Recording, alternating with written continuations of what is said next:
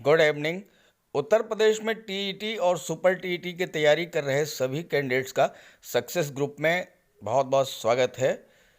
Good news ये है कि सहायता प्राप्त जूनियर हाई स्कूल विद्यालयों में जूनियर शिक्षक भर्ती का रास्ता साफ हो गया है। ये भर्ती 1894 पदों पर होनी है और बहुत ही जल्द विद इन 15 डेज इसका नोटिफिकेशन भी जारी होने वाला है।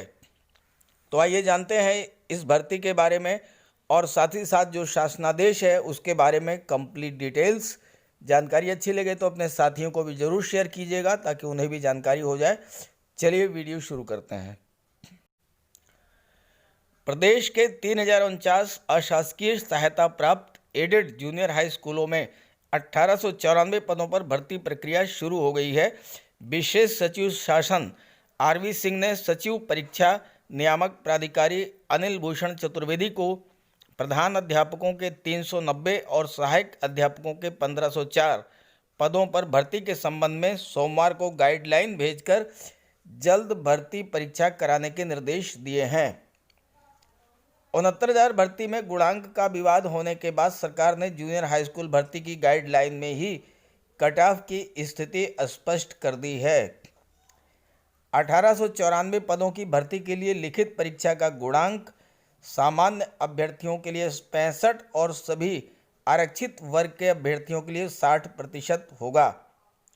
यानी कट ऑफ जो है वो 60-65 रखा गया है।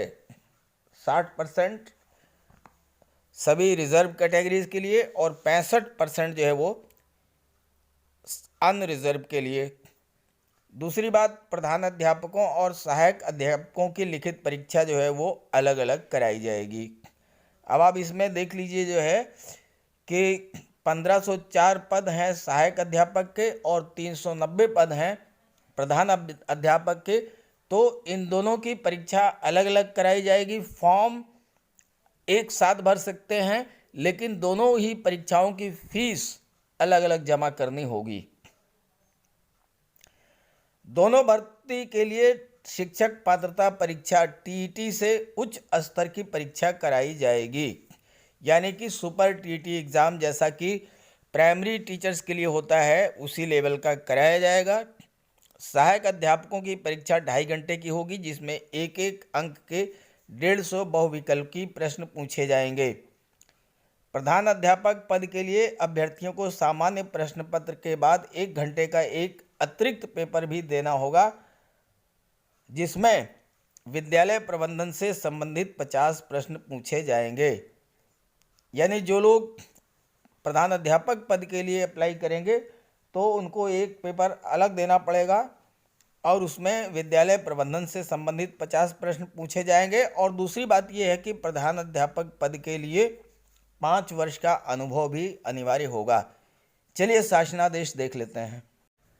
तो ये है शासनादेश। ये 18 जनवरी 2021 को भेजा गया था बेसिक शिक्षा अनुभाग 3 के द्वारा सचिव परीक्षा नियामक प्राधिकारी उत्तर प्रदेश प्रयागराज को। इसका विषय था प्रदेश के अशासकीय सहायता प्राप्त जूनियर हाई स्कूलों में प्रधान अध्यापक और सहायक अध्यापक के रिक्त पदों पर चयन हेतु भर्ती परीक्षा आयोजित कराए जाने के संबंध में गाइडलाइंस मांगी गई थी। तो गाइडलाइंस जो है वो जारी कर दी गई हैं। अब ये सब अलग अलग पॉइंट्स पर जो है अध्याचन पात्रता, न्यूनतम शैक्षिक अर्हता, निवास, आयु, ये सारी चीज़ें इसमें दी हुई हैं।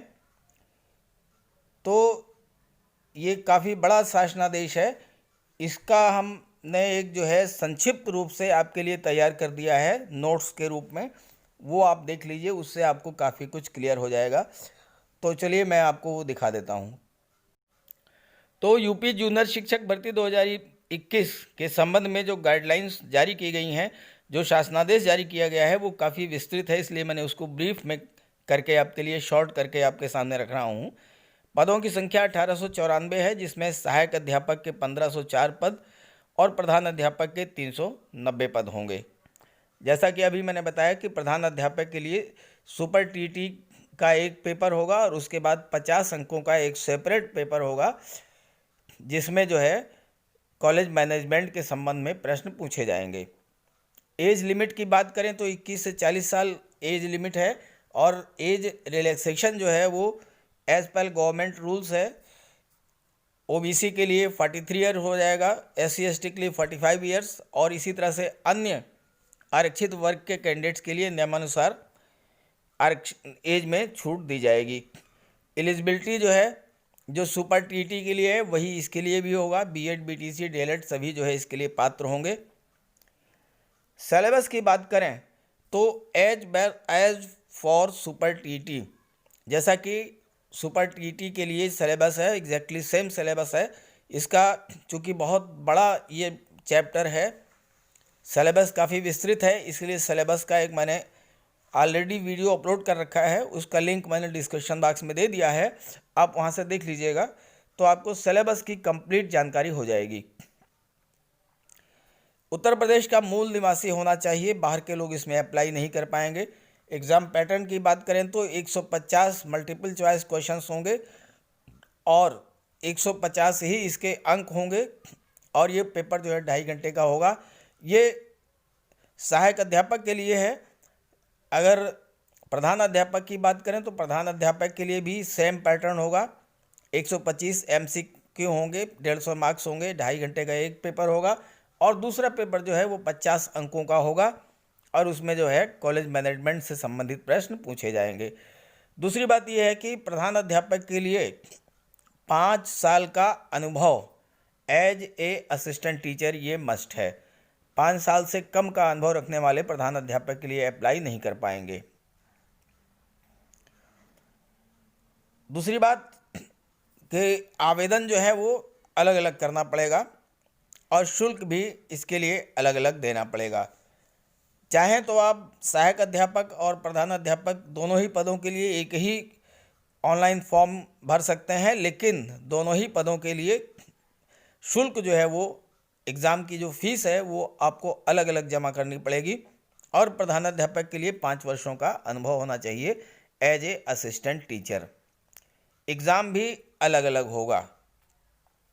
कट ऑफ को लेकर के 69,000 शिक्षक भर्ती में बहुत अधिक विवाद रहा है, इसलिए अभी से ही इसकी कट ऑफ को निर्धारित कर दिया गया है।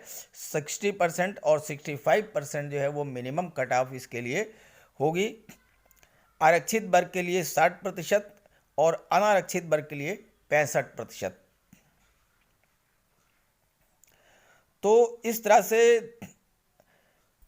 जो ये सहायक अध्यापक और प्रधान अध्यापक की भर्ती होनी है, इसके संबंध में विस्तृत जानकारी मैंने आपको दे दी है।